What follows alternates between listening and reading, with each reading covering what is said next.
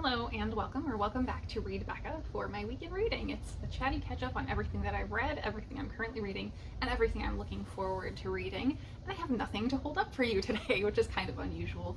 I had a bunch of stuff. I've mentioned that I was up against my final deadlines for the library stuff and got it all done and returned. So that's great. So now I only have a tiny number of new checkouts on my shelf, and that's a good feeling because I have not been that on top of library books lately. So I'm all caught up.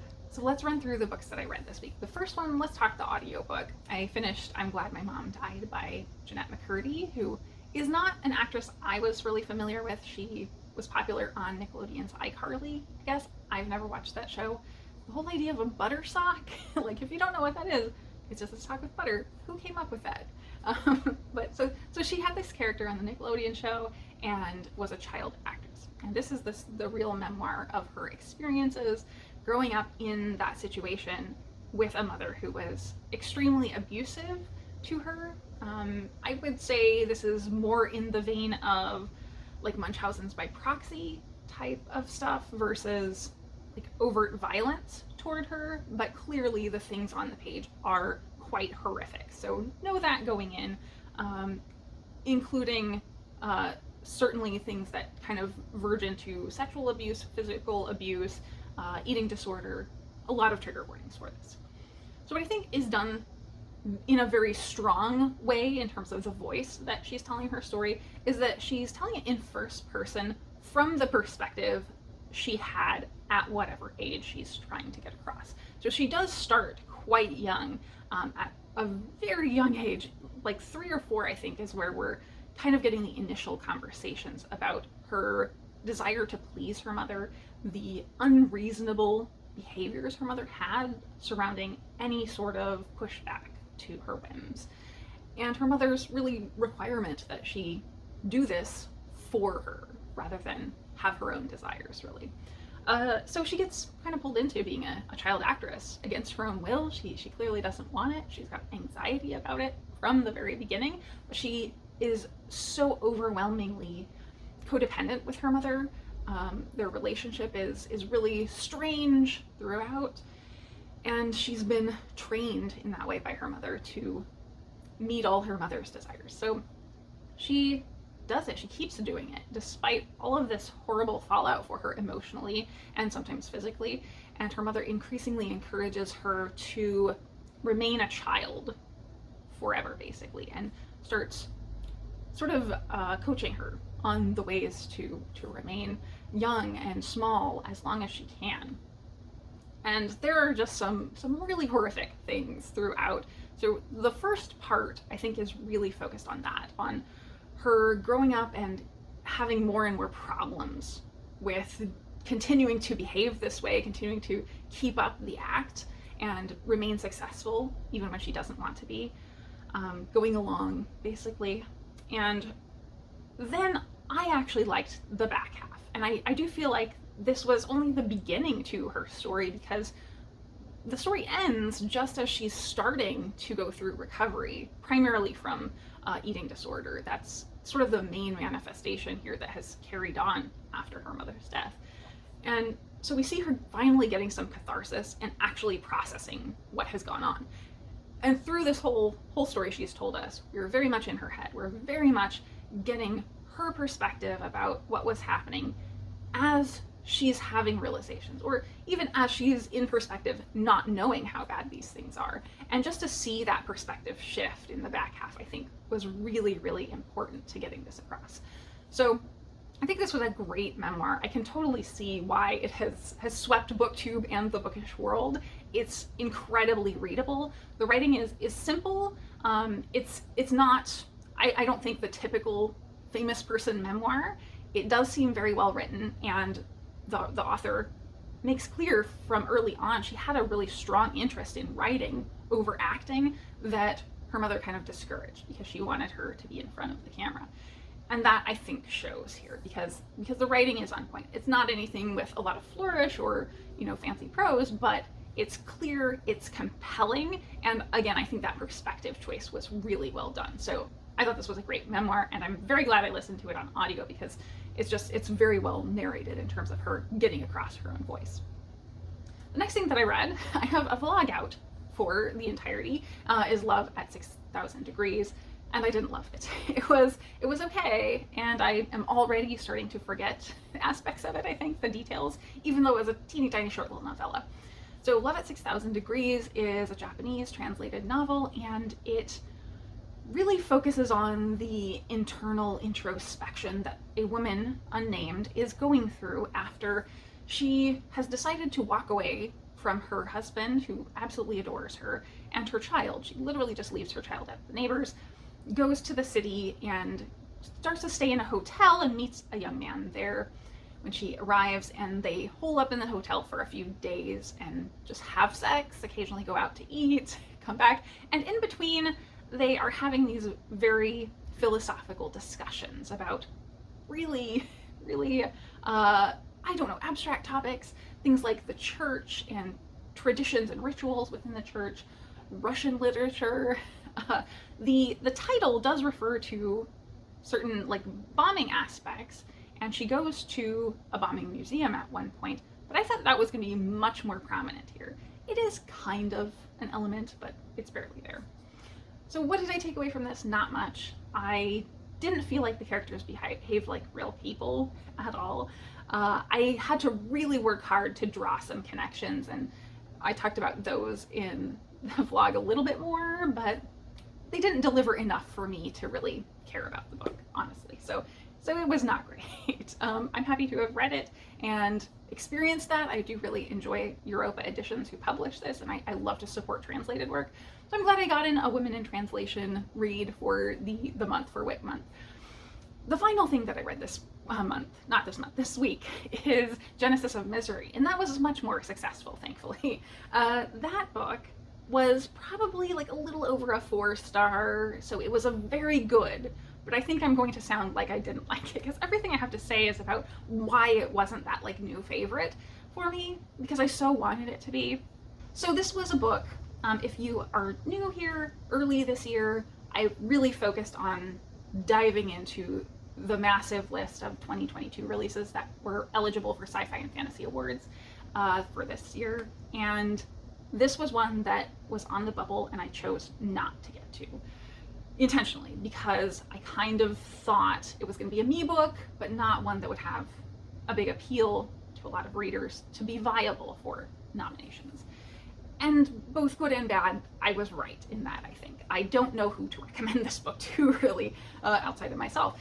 And I did enjoy it so much. I think it is conceptually really great. So this book is weird, not in that it's super surreal or anything, but it's not like anything I've read before, and I love that aspect of it. It is kind of a Joan of Arc retelling, and it's a science fantasy, which I also love. I love genre benders. We're following a character, Misery no Maki, in this very epic space world, far-flung. It seems to be a very far future. Like, there's some quotes used that are references back to Earth things. But Misery was raised by a mother who had void madness, and who had sort of prophesied that Misery had an important role in the future. Now, void madness means both that she was very mentally ill and unstable, and also had this sort of tainted version of powers of the saints. And Misery also has some powers, as well as a delusion named Ruin, who follows her around. And I loved Ruin, the presence of Ruin. That's one of my favorite tropes, is the character having a voice in their head, and the banter between them is great. I do think it was underutilized here. Like, I would have loved that to be so much more played up. But Misery had this prophecy over her that she was going to be sort of special, and went through a lot as a child as a result of her mother's belief in this. And now she's an adult, she's kind of coming into her own, and she maybe believes a lot of this stuff that's been put on her. And so she winds up in a situation with a lot of people in power who don't know who she is, and she's kind of a shit disturber, really, is what goes down. As a result, she sort of gets conscripted to the military. So when we get into the military parts, we really hit the Tor is the publisher, mismarketing, because they very frequently will find a great buzzword, and they do a good job of pitching the thing to the readers, by giving you something that grabs your eye, but it's totally false about the book. So every blurb on here really plays up space battles and mechs and make it sound high action. And while those things are true, like there are space battles, there are mech battles, there are moments of action, this is not very high action at all. So if you go in expecting those things from the blurbs all over the book, you're not going to get it. There is a really great crew introduced in the soldiers surrounding Misery, and I wish they had been more utilized, because the introduction to them, they sound really cool and engaging, and I was expecting to get this very dynamic crew story, and we don't really get that at all. So once we move into the military parts, that's where things open up in terms of a lot of the cool world building, the cool magic, because there is literal magic in this, where the sort of abilities tied to this faith, the religion and politics are completely enmeshed, and the religious powers have to do with almost stone bending. Like there are specialty stones, like mass amounts of minerals is what I'm talking about, not little stones, not like gemstones. We're talking holy labradite, holy tiger's eye, that sort of thing. And certain people have the ability to manipulate it.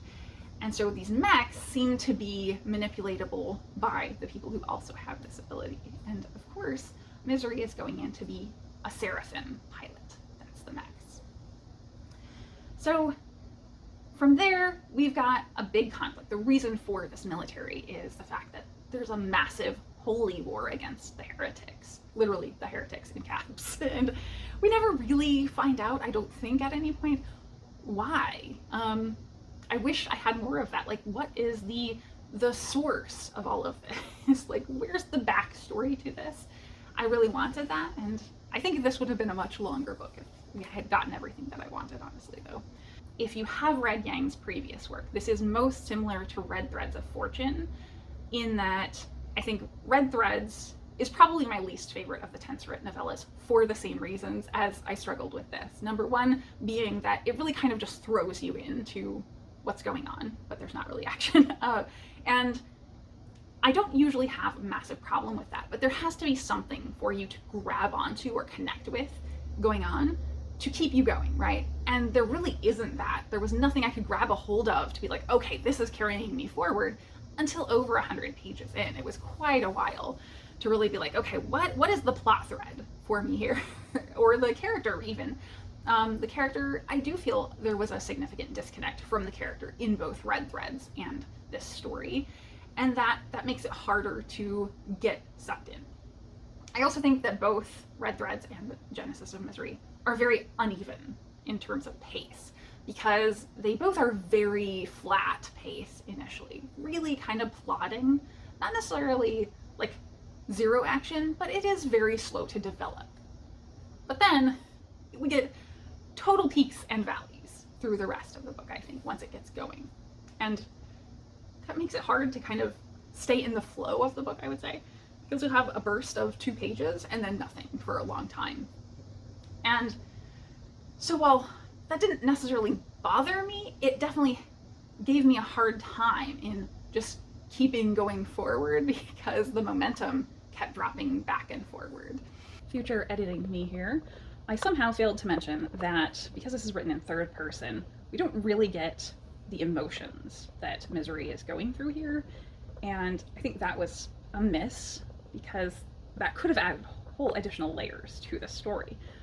But we're lacking that for not just Misery, but the other characters surrounding her. They could have been so much more dynamic if we had gotten a sense of interiority from them, and we just really don't. I also somehow missed mentioning my actual favorite part of the book. The framing aspect here is that it's written in third person throughout the narrative, but then we get these little interludes every few chapters that are in second person, and they kind of feel like a play, like a narrator coming onto stage. It's very Shakespearean, to talk us through what just happened and set the scene for what's about to happen in a very grandiose, dramatic flourish. And I loved those bits. They were so exciting to read and had a lot of personality to them, more so than the rest of the story. And I enjoyed that so much. So back to me in the past. So I think those were my main critiques of it, but like I said, I do think this was a great book. It felt so fresh and innovative to me, and I love Neon Yang's writing.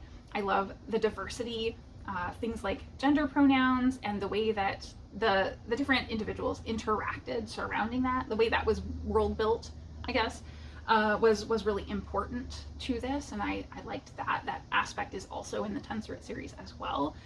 So I love that Yang is really putting the thought into that element in their world building. So as I said, great book, just not for most anyone I could recommend it to, really. Other than that, my in progress book. I'm really way down. The only thing I'm actually actively reading right now is, his name is George Floyd. In print and in audio, I am listening to Pageboy by Elliot, continuing on with getting caught up on my bestsellers project. I'm also, this is my back burner book still, Byzantium, and I do have my Thomas Hardy, but that's kind of on hold because this one I want to finish first since I'm the most progressed in it. And I think that's it for books, in fact, for now. I did go through and put a billion holds on stuff for audiobooks, and one of them already came in, so I'll be ready to go once Pageboy finishes up. Yay. In watching stuff, I had a great watching week of just a couple things. Number one was Crime Scene Kitchen, the series 2. I loved it. I think Crime Scene Kitchen is definitely cemented as my favorite cooking competition show at this point. I love it. It's so innovative and fun, and it's really positive between everyone, even though it is actually like really competitive. Yeah, I just love it. And then Nimona. Nimona was very different from the comic. This is the Netflix adaptation. And I think that it was totally the right choice for N.D. Stevenson, the creator of the comic, to be so involved in the movie, because they did a great job of keeping the elements and the feeling of the original story, the messages that were so key to how great Nimona as a comic book was, while also really adjusting things and bringing sort of an update to it as well. So I thought it was fantastic. Great animation too. I could not believe how, I don't know, just colorful and vivid it was, while also being really gritty at the same time, which kind of doesn't usually work together a lot of the time. And I thought they managed to accomplish that so well. So Nimona is like a 5-star. Everybody check it out, definitely, if you have Netflix. My light is really waning, so let's quickly do recommendations. Number one is Anne Novella did a great video on translated fiction and why you should read translated fiction. Perfect for Women in Translation Month. You should definitely check that one out. And then number 2 is from the channel PhilosophyTube. Big channel, not booktube related, but this is kind of tangentially bookish in that they did a video on the topic of how police make up the law. And a big part of it is tackling one particular book and kind of dissecting that one particular book and critiquing the issues with that book, specifically a book on the topic of British policing. And I loved hearing it talked through a little bit the differences in British policing from the US policing. I know we kind of dominate things in the topic of, you know, struggles with the police in the US, but other places have the same problems, you know? And in particular, the individual topic that she talked about that I wasn't familiar with is austerity's effect on policing. So I had no idea about any of that. So that was really enlightening. Great, really informative video. Highly recommend checking that one out. So with that, that is all for my week this week. I hope everybody's having a great reading week, and thank you so much for watching.